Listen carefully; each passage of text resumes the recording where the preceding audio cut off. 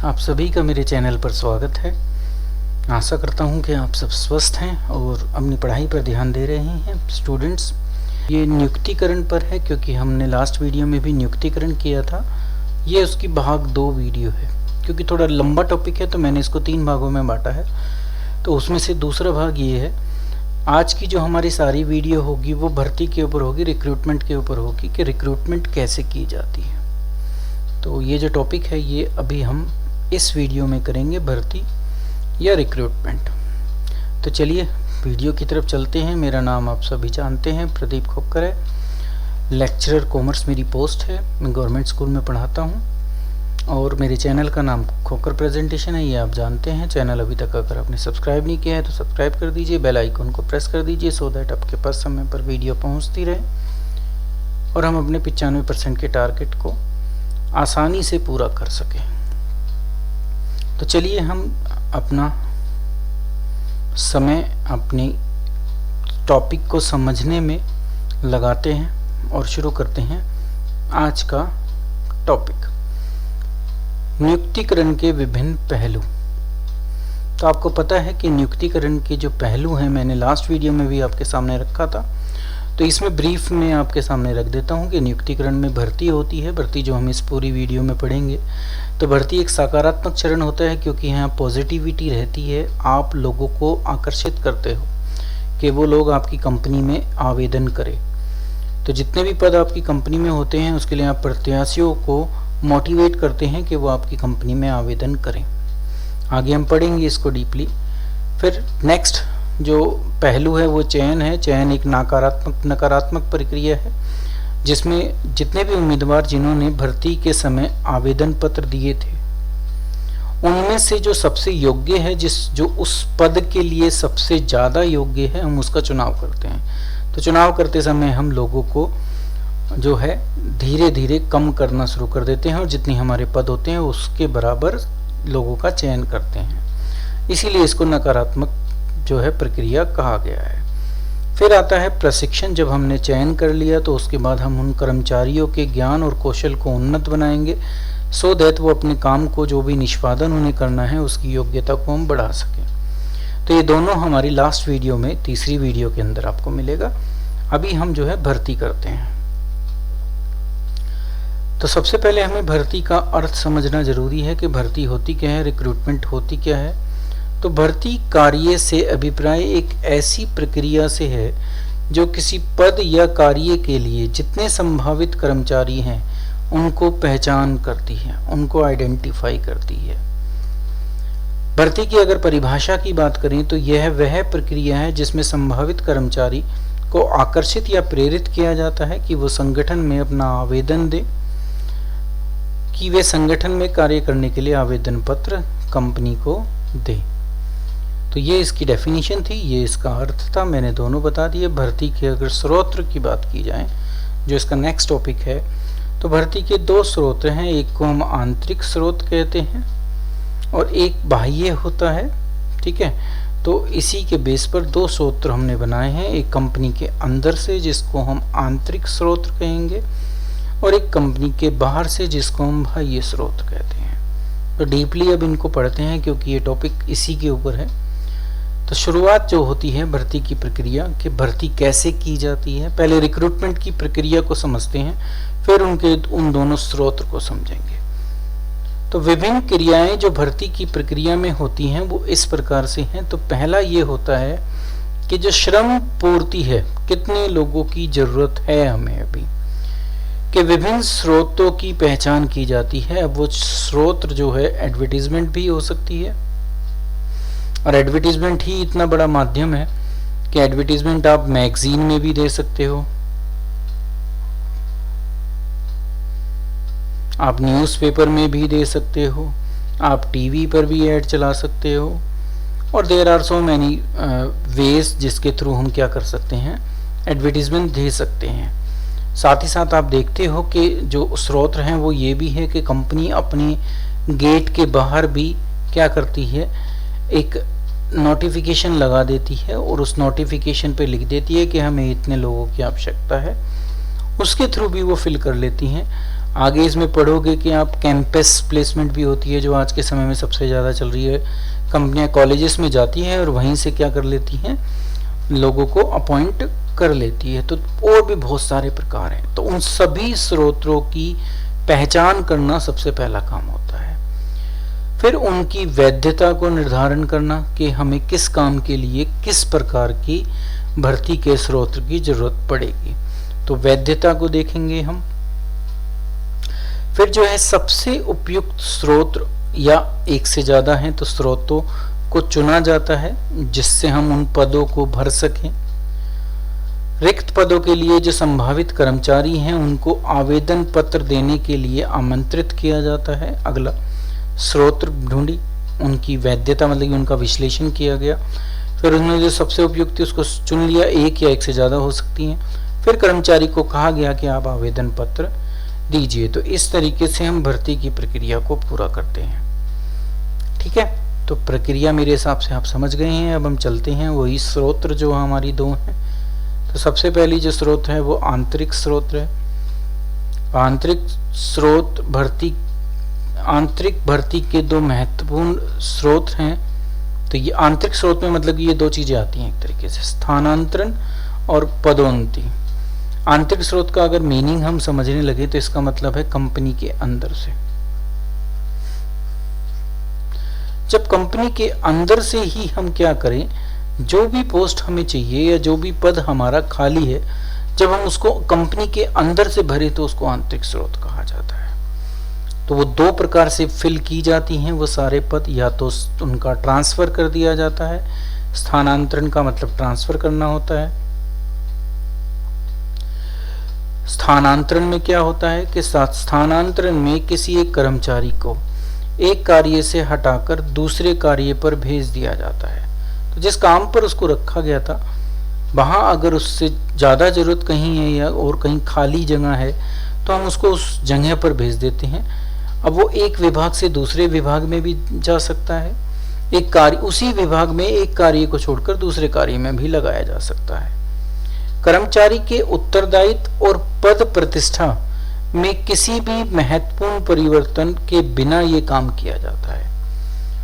ठीक है, तो हम उसके उत्तरदायित्व पद को चेंज नहीं करते, सिर्फ उसको एक कार्य से हटाकर दूसरे कार्य लगा दिया जाता है। जैसे इस समय हम जिस स्कूल में कार्य कर रहे हैं, अगर किसी और स्कूल में पोस्ट खाली है और वहां हमारी जरूरत है और कंपनी हमें या हमारा जो डिपार्टमेंट है वो हमें वहां पर ट्रांसफर कर दे, तो हम क्या कर रहे हैं, हमारी पद प्रतिष्ठा, हमारा कार्य उत्तरदायित्व कुछ भी चेंज नहीं हुआ, बस हमारे कार्य करने का स्थान बदल गया। कभी कभी हमें डिस्ट्रिक्ट ऑफिस में भी लगा लिया जाता है, दैट्स मीन्स हमने विभाग चेंज कर लिया। स्कूल से हम कहाँ पहुंच गए, डिस्ट्रिक्ट ऑफिस। तो विभाग चेंज हो गया पर कार्य वही रहा, पद प्रतिष्ठा वही रही, उत्तरदायित्व वही रहा। तो इसको कहा जाता है स्थानांतरण। दूसरा जो आंतरिक स्रोत है वो पदोन्नति है, जिसको हम पॉपुलर सेंस में अगर बोलें तो प्रमोशन के नाम से जानते हैं। तो यहाँ पर हमारा पद प्रतिष्ठा उत्तरदायित्व सब चेंज होता है, हम ऊपर की तरफ चलते हैं। अगर हम इस समय यहाँ हैं तो हमें कोई भी ऊंचा पोस्ट, अब वो यूं भी हो सकती है, डायरेक्शन उसकी कुछ भी हो सकती है, पर आप उससे जिस एक लेवल पर आप काम कर रहे थे, अब उस लेवल से ऊपर की तरफ चलते हैं तो उसको प्रमोशन कहा जाता है। तो अब देखें प्रमोशन का अर्थ। व्यावसायिक उद्यम सामान्यतः उच्च पद को भरने के लिए, ये के लिखा है, उच्च पद को भरने के लिए कर्मचारियों की निम्न स्तरों से पदोन्नति कर देते हैं, क्योंकि वो अच्छे कर्मचारी अच्छे ढंग से काम कर रहे थे, वो अपने उत्तरदायित्व को अच्छे ढंग से निभा रहे थे, उनके अंदर वो योग्यता है जिसके बेस पर उसको उस उच्च पद पर अपॉइंट किया जा सके, तो हम उनको उस पोस्ट पर अपॉइंट कर देते हैं। पदोन्नति में, प्रमोशन में कर्मचारी को ऐसे पद पर हस्तांतरित किया जाता है जो अधिक उत्तरदायित्वपूर्ण होता है तथा कर्मचारियों की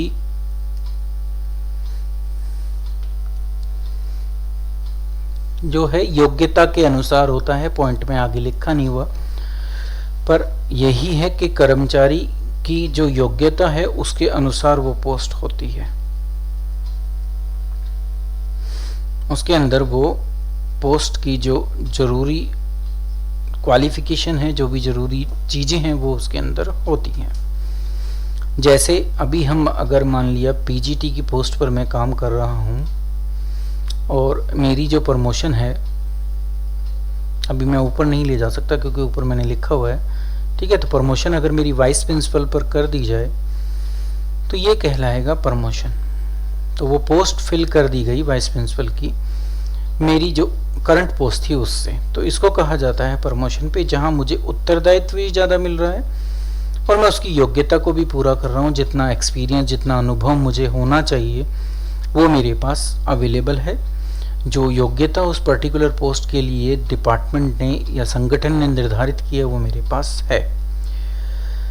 सुविधाएं, पद प्रतिष्ठा, वेतन सब कुछ बढ़ जाएगा जब हम अगली प्रमोशन की पोस्ट पर जाते हैं। वहां ये चीजें नहीं बढ़ती ट्रांसफर में, यहाँ ये तीनों बढ़ेंगी।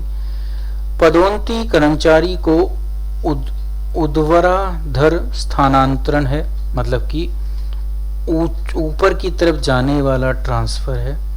तो उस हिरार्की में हम ऊपर की तरफ बढ़ते हैं, उसको कहा जाता है। इस प्रकार का अभ्यास कर्मचारियों को अभिप्रेरणा, मोटिवेशन देने के लिए कि भाई तुम अच्छा काम करोगे तो तुम्हें ये ऊंची पोस्ट जरूर मिलेगी, ठीक है। निष्ठा, निष्ठा का मतलब वो है वो कंपनी के लिए ईमानदारी से काम करते रहें, और उनके संतोष मतलब कि वो सेटिस्फाई रहें कंपनी से, उनको ये लगता रहे कि हम जरूर ऊंची पोस्ट पर जाएंगे। तो ये सब चीजें बढ़ती हैं अगर प्रमोशन कंपनी के अंदर एक पॉलिसी है जिसमें हम जो ऊंचे पद हैं उनको हम पदोन्नति से भरते हैं। तो ये दोनों आंतरिक सूत्र हैं जहां पर आप देखोगे अभी इसके जब हम गुण पढ़ेंगे तो आप पाओगे कि आंतरिक स्रोत के गुणों में आपको कई चीजें मिलेंगी। एक एक करके हम पढ़ते हैं, पहले जब ही बताऊंगा मैं आपको। कर्मचारी अपने कार्य निष्पादन के सुधार के लिए अभिप्रेरित होते हैं। देखो उनको पता है कि अगर मैं ढंग से काम करूंगा तो मुझे प्रमोशन मिलेगी, ठीक है। तो मेरे मुझे क्या मोटिवेट कर रहा है कि मैं अच्छे ढंग से काम करूं। तो एक अभिप्रेरक के रूप में प्रमोशन जो है वो काम करता है, ठीक है। दूसरा, आंतरिक भर्ती चयन प्रक्रिया और अनुस्थापन को भी सरल कर देती है। तो देखिए जब हम आंतरिक भर्ती करते हैं तो जिस पोस्ट को, खाली जो पोस्ट है उसके लिए हमें चयन प्रक्रिया को फॉलो नहीं करना पड़ेगा। चयन क्या होता है, उसकी प्रक्रिया बहुत लंबी होती है, वो मैं आपको नेक्स्ट वीडियो में बताऊंगा जब मैं नेक्स्ट वीडियो बनाऊंगा। तो चयन प्रक्रिया की जरूरत नहीं है क्योंकि वो व्यक्ति हमारे पास ऑलरेडी है, उसके पास वो ये सारी योग्यताएं हैं, तो हम उसको वो पोस्ट दे रहे हैं।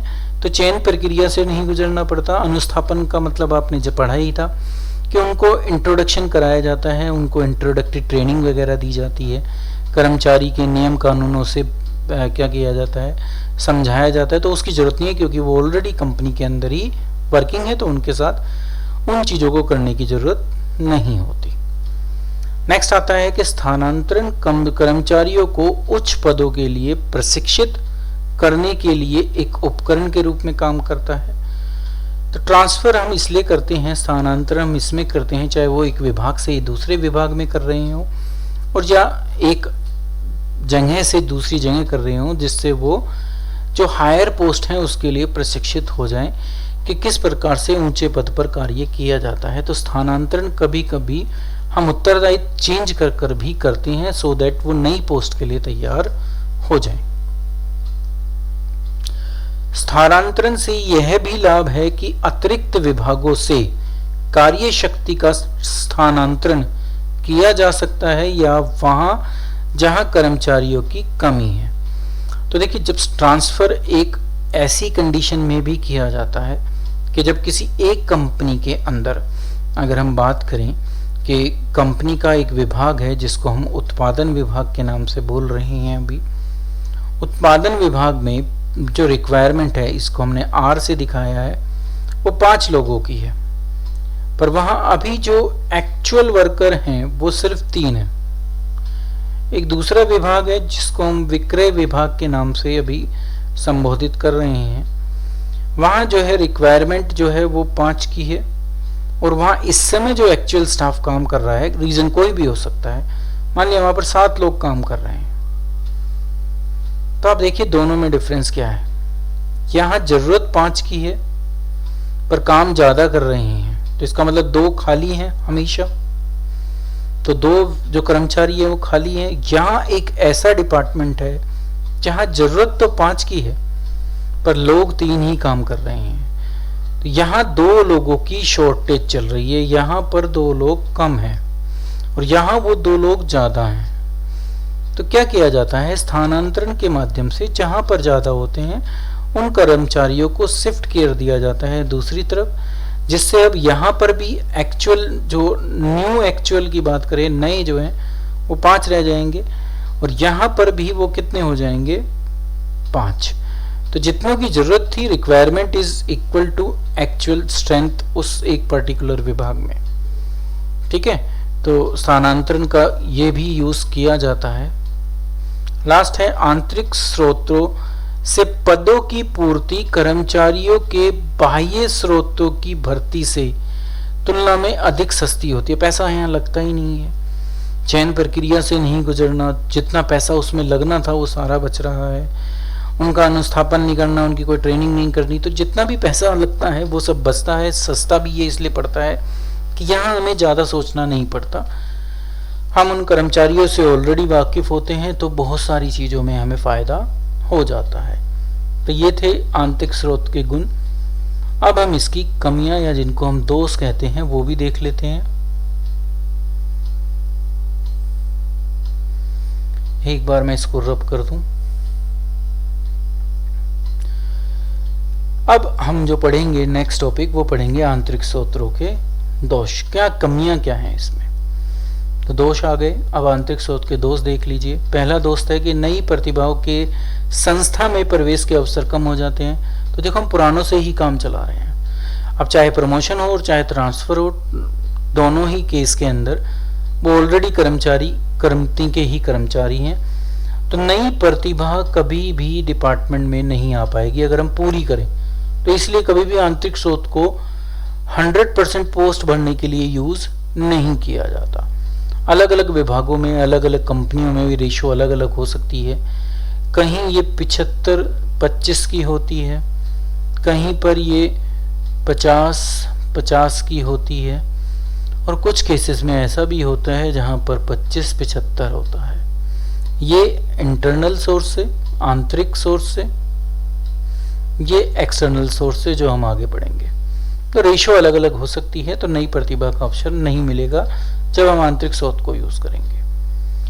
कर्मचारी अकर्मण्य हो सकते हैं, मतलब कि काम से कामचोर हो सकते हैं, इसका सीधा सा अर्थ ये, क्योंकि उनको पता है कि टाइम बाउंड है, प्रमोशन मुझे मिल ही जाएगी।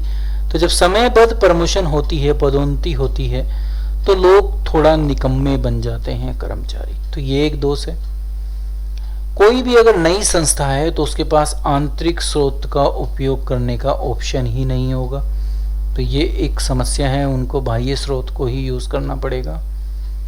कर्मचारियों के मध्य प्रतियोगिता की प्रकृति बाधा पड़ सकती है, कंपटीशन करना ही नहीं है किसी से, मुझे पता है कि समय पर मुझे क्या मिल जाएगी, प्रमोशन मिल जाएगी, तो कंपटीशन खत्म हो जाता है, जिससे उनके अंदर की जो बेस्ट प्रोडक्टिविटी होती है वो बाहर नहीं आ पाती। और लास्ट है कि कर्मचारी का निरंतर स्थानांतरण, अगर उनको बार बार फ्रिक्वेंटली, मतलब कि हर 2 महीने में अगर मेरा ट्रांसफर एक स्कूल से दूसरे स्कूल कर दिया जाए, तो मैं किसी भी स्कूल के बच्चों को अच्छे ढंग से नहीं पढ़ा पाऊंगा। तो इसलिए अगर बार बार ट्रांसफर करा जाता है तो उस व्यक्ति की भी उत्पादनशीलता जो होती है वो कम हो जाती है, साथ ही उसका यूज भी है जो है वो निल हो जाता है। तो ये दोष थे कुछ आंतरिक स्रोत के। अब हम चलते हैं बाह्य स्रोत की तरफ। दूसरा, बाह्य स्रोत का मतलब ही क्या है, बाहर से की गई भर्ती, जिसमें हम बाह्य लोगों को, जो अभी हमने कहा था नई प्रतिभाओं को, उनको मौका देते हैं कि वो रिक्त पदों के लिए अप्लाई करें जो भर्ती के थ्रू होंगे। तो एक संस्था विभिन्न पदों के लिए बाह्य स्रोतों का भी प्रयोग कर सकती है। जितने रिक्त पद हैं जिनको हमको बाह्य स्रोत से भरना है उनकी पूर्ति हम करते हैं, और जो आंतरिक स्रोतों के द्वारा नहीं भरे गए उन पदों को भी हम उससे भरते हैं। तो बाह्य स्रोत की अगर बात करें तो सबसे पहला है प्रत्यक्ष भर्ती, जिसको हम डायरेक्ट रिक्रूटमेंट कहते हैं। प्रत्यक्ष भर्ती के अंतर्गत क्या होता है, संगठन अपना जो नोटिस बोर्ड होता है उसी पर अधिसूचना लगा दी जाती है और रिक्त पद लिख दिए जाते हैं, और क्या उन कार्य उसको करना पड़ेगा वो भी उस पर लिख दिया जाता है। जो भी लोग वहां से गुजरते हैं, जानने वाले कोई भी हो, वो उस चीज को पढ़ते हैं और वो उसके बेस पर आवेदन पत्र करते हैं। यहां पर डायरेक्ट इंटरव्यू होता है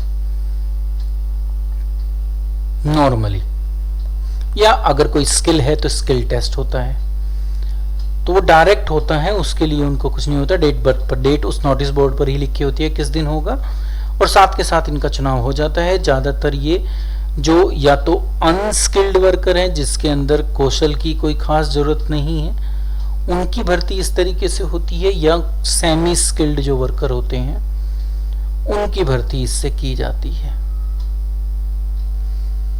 ठीक है, तो इन लोगों का चुनाव किया जाता है। अब आता है वेटिंग। तो जितना डाटा हम यहां से कलेक्ट करते हैं, किसी भी एक भर्ती के थ्रू करते हैं, वो क्या करती हैं, जो बड़ी बड़ी नामी व्यावसायिक कंपनियां हैं, वो जो अनियमित आवेदक होते हैं, जो मतलब कि फ्रिक्वेंटली आते रहते हैं, आवेदन देते रहते हैं, चाहे रिक्त पद हो या ना हो, या उन्होंने जब कभी पहले रिक्त पद थे जब आवेदन किया था तो उसकी एक वो फाइल बना लेते हैं और उसमें उन सब आवेदनों को रख देते हैं। जब कभी किसी भी हमें समय जरूरत होती है तो फिर वो इनमें से उनको बुलाकर क्या कर देते हैं, नौकरी को ऑफर कर दिया जाता है। ये ज़्यादातर टेम्परेरी नेचर की होती हैं, अस्थायी इनका नेचर होता है। तो इस तरीके से भी हम क्या करते हैं, ज़्यादातर बोला है, कभी ऐसा नहीं है कि हमेशा ये अस्थायी होगा, पर ज़्यादातर अस्थायी नेचर की जो भी हमारी ज़रूरत होती है वो हम इनके थ्रू पूरा करते हैं।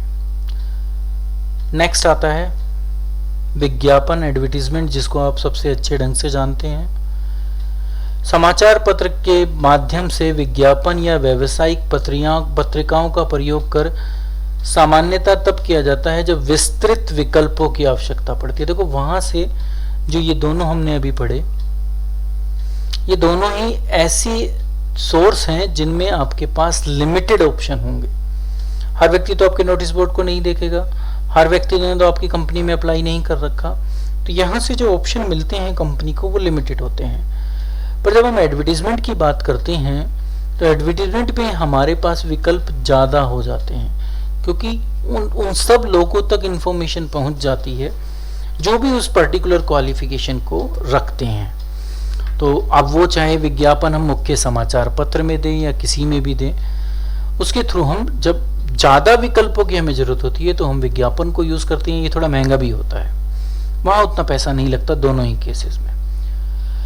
नेक्स्ट आता है रोजगार कार्यालय। ये ज़्यादातर गवर्नमेंट्स के लिए होता है, कुछ बड़ी बड़ी प्राइवेट सेक्टर की कंपनियां भी यहाँ से करती है। इसको हम इंग्लिश में एम्प्लॉयमेंट एक्सचेंज कहते हैं। तो हमें यहाँ पर अपने आप को पहले से रजिस्टर्ड कराना पड़ता है, ये सरकार द्वारा परिचालित होता है। तो इस एम्प्लॉयमेंट एक्सचेंज भी सरकार द्वारा संचालित किया जाता है। ये इसमें अकुशल और कुशल दोनों प्रकार के क्रियात्मक कार्यों के लिए या पदों की भर्ती के लिए ये एक महत्वपूर्ण बाह्य स्रोत के रूप में काम करता है। कुछ परिस्थितियों में रिक्त पदों की जो भर्ती है उसके लिए अनिवार्य कर दिया जाता है गवर्नमेंट के द्वारा कि वो रोजगार कार्यालय से ही पूरी की जाएंगी, तो कानूनन ये करना जरूरी हो जाता है। तो रोजगार कार्यालय भी एक बाह्य भर्ती का एक महत्वपूर्ण स्रोत है। जब कानून नियम लगा दिया जाए तो फिर तो और भी ज्यादा हो जाता है। नेक्स्ट आता है स्थापन एजेंसी या प्रबंध परामर्शदाता, इसको प्लेसमेंट एजेंसी वगैरह कहते हैं। तो तकनीकी और व्यावसायिक क्षेत्र, देखो पढ़ो ये पहले, स्किल्ड लोग जो हैं और जो प्रोफेशनल लोग हैं, तो ऐसी अगर पोस्टों के लिए भर्ती करनी है में निजी शाखाएं या व्यावसायिक निकाय महत्वपूर्ण कार्य कर रहे हैं। ऐसी एजेंसियां स्थानापन्न एजेंसी पूरे देश में कर्मचारियों की मांग और पूर्ति से संबंधित सेवाएं दे रही हैं। ये डाटा अपने पास रखती हैं, कंपनी इनसे अप्रोच करती है, ये उनको जैसे लोग उनको चाहिए वैसे लोगों की जो है स्क्रीनिंग इन्होंने पहले से कर रखी है, डाटा इनके पास पहले से कलेक्ट है, इंटरव्यू इन्होंने उनके ले रखे हैं। तो ये उनको उन लोगों का डाटा प्रोवाइड कर देती हैं जो उनमें से उनको बेस्ट सूटेड लगता है, उसको वो रोजगार दे देते हैं। तो ये कहलाती है स्थानापन्न एजेंसी या प्लेसमेंट एजेंसी, और जो है मैनेजमेंट काउंसलर या परामर्शदाता, इनको कहा जाता है। नेक्स्ट पर चलते हैं। प्रबंधकीय परामर्श जो फर्में होती हैं, संगठन की तकनीकी, व्यावसायिक और प्रबंधकीय कर्मचारियों की भर्ती में सहायता करती है।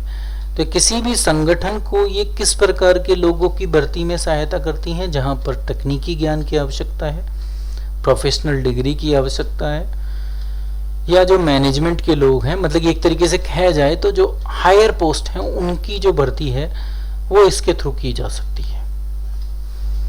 नेक्स्ट बाह्य स्रोत पर चलते हैं। तो महाविद्यालय और विश्वविद्यालय में भर्ती, जिसको हम कैंपस प्लेसमेंट कहते हैं।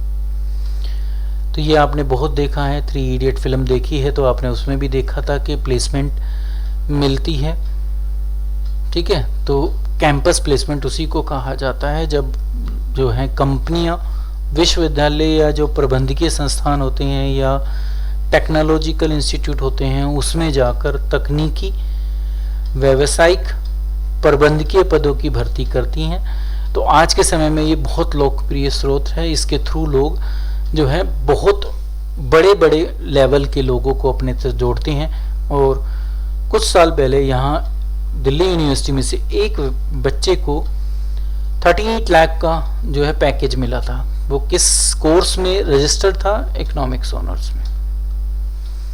तो ऐसे बहुत सारे पैकेज मिलते हैं जब हम कैंपस प्लेसमेंट के थ्रू जो एक टैलेंट है उसकी कदर करते हैं और उनको अलग अलग बढ़िया से बढ़िया पैकेज देते हैं। तो देखो, एक इकोनॉमिक्स ऑनर्स को 38 लाख पर एनम पूरे साल का पैकेज मिला।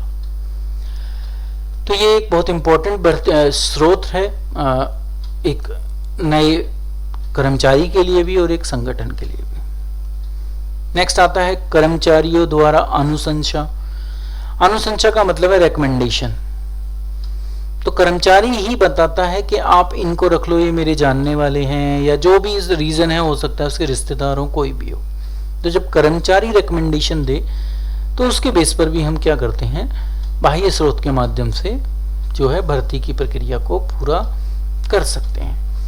तो जब वर्तमान कर्मचारी सिफारिश किए गए आवेदक अथवा उनके अपने मित्र संबंधी को अप्लाई कराए या उनकी रिकमेंडेशन दे तो वो भर्ती का एक अच्छा स्रोत सिद्ध होता है, क्योंकि हम उस एम्प्लॉय को जानते हैं, हमें उस पर विश्वास है। तो जिसको हमारे तक इंट्रोड्यूस करा रहा है हम उस पर भी एक तरीके से विश्वास कर लेते हैं और हमें लगता है कि ये व्यक्ति हमें सही व्यक्ति चुन कर देगा जो हमारी कंपनी में लाभदायक सिद्ध होगा। तो ये कर्मचारी द्वारा रिकमेंडेशन होती है। फिर जॉबर और ठेकेदार, ये वर्ड थोड़ा गलत लिखा हुआ है। तो ठेकेदार वो व्यक्ति होता है जो उस कंपनी में पहले से काम कर रहा है। तो वो क्या करता है, वो अपने आप ही जो संभावित मजदूर एक कंपनी के चाहिए, वो जो संभावित मजदूर होते हैं उससे वो पहले से ही संपर्क में होता है। तो जब कभी भी कंपनी को क्या चाहिए, कर्मचारी चाहिए, यहां पर भी जो है या तो अनस्किल्ड लेबर मिलेंगे आपको या सेमी स्किल्ड, ठीक है। जहां पर या तो अकुशल कर्मचारी जिसको हम कहते हैं या अर्धकुशल, अब सेमी स्किल्ड को यही कह सकते हैं। तो उस तरीके के कर्मचारियों के संपर्क में ये ठेकेदार रहता है। ठेकेदार ऑलरेडी उस कंपनी का कर्मचारी होता है, तो कम समय के नोटिस पर भी वो वांछित जो संख्या में जो अकुशल कर्म श्रमिक हैं उसको उपलब्ध करा देता है कंपनी को। इसकी एक डिसएडवांटेज ये है कि अगर ठेकेदार कंपनी छोड़ता है तो उससे जुड़े हुए कर्मचारी भी उसके साथ उस काम को छोड़कर चले जाते हैं। तो ये एक और तरीका था। नेक्स्ट आता है विज्ञापन अथवा दूरदर्शन के माध्यम से। तो इसके थ्रू भी हम टीवी के थ्रू, ठीक है, जो दूरदर्शन हो या अन्य चैनल हो उस पर देखते हो आप, आजकल बहुत ऐड आती हैं, तो उसके थ्रू भी हम आज के समय में भर्ती की प्रक्रिया को कर रहे हैं। मतलब कि ज़्यादा से ज़्यादा आवेदकों को मोटिवेट कर रहे हैं कि वो अप्लाई करें कंपनी के अंदर। तो ये भी एक माध्यम है जिसको हम यूज़ कर सकते हैं। वेब प्रसारण, वेब का मतलब हमारी इंटरनेट की दुनिया है। तो आप देखते हो आजकल इंटरनेट पर बहुत सारी जॉब रिक्रूटमेंट को डाला जाता है और ज़्यादा लोगों को अट्रैक्ट किया जा सकता है आवेदन करने के लिए। आज के समय में हर भर्ती प्रक्रिया, चाहे वो सरकारी हो चाहे वो गैर सरकारी हो, सभी संस्थान सबसे ज़्यादा वेब प्रसारण का यूज़ कर रहे हैं। तो इंटरनेट आज के समय में भर्ती का एक आम स्रोत बनता जा रहा है।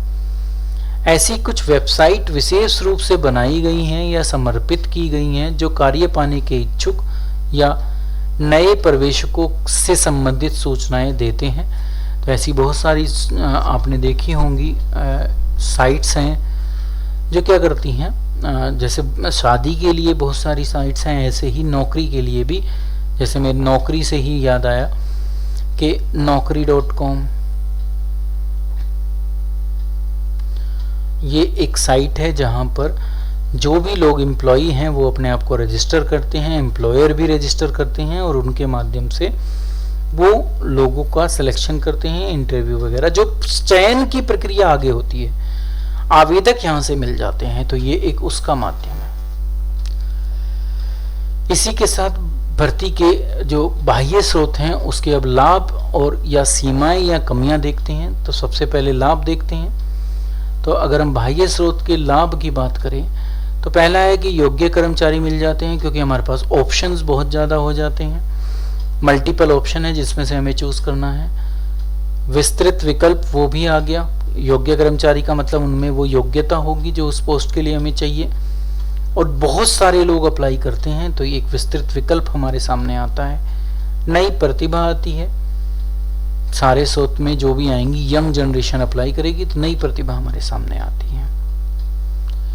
प्रतियोगिता की भावना बनी रहती है, क्योंकि जो कर्मचारी कंपनी के अंदर काम कर रहे हैं उनको ये हमेशा डर रहेगा कि हमें, अगर हम ढंग से काम नहीं करेंगे तो हमें निकाल कर कंपनी नए कर्मचारी रख सकती है। तो ये बाह्य स्रोत के कुछ लाभ थे। अब इसकी कमियां देख लेते हैं कि क्या कमियां हैं। पहली आती है कि जो वर्तमान कर्मचारी हैं उनमें असंतोष की भावना आती है कि भाई जो पोस्ट हमसे भरनी चाहिए थी, प्रमोशन वाली बात करें तो, हायर पोस्ट की बात करें तो, अब वो कैसे भरी जा रही है, बाहर के स्रोत से। तो मुझे प्रमोशन कब मिलेगी? तो ये कभी कभी समस्या उत्पन्न जरूर होगी अगर आप उनको परसेंटेज ज़्यादा दे दोगे तो। महंगी प्रक्रिया है, समय भी लगता है, लागत भी लगती है, दोनों लगती है। तो ये कुछ कमियां थी, कम कमियां आपको मिली। दैट्स मीन्स बाह्य स्रोत भी एक अच्छी स्रोत के रूप में हम यूज कर सकते हैं जब हमें विस्तृत विकल्प चाहिए, योग्य कर्मचारी चाहिए, नई प्रतिभा चाहिए और कंपटीशन की भावना अगर कर्मचारियों में रखनी है तो। इसी के साथ भर्ती प्रक्रिया हमारी पूरी होती है। इस वीडियो में इतना ही था, क्योंकि मैंने आपको पहले ही बताया था कि भर्ती से संबंधित है। नेक्स्ट वीडियो में हम जो है चयन और प्रशिक्षण को देखेंगे कि वो कैसे होती हैं। वीडियो को लाइक करना, कमेंट करना और शेयर करना बिल्कुल मत भूलिएगा। और चैनल अगर अभी तक आपने सब्सक्राइब नहीं किया है तो सब्सक्राइब कर दीजिए। नेक्स्ट वीडियो में हम मिलते हैं।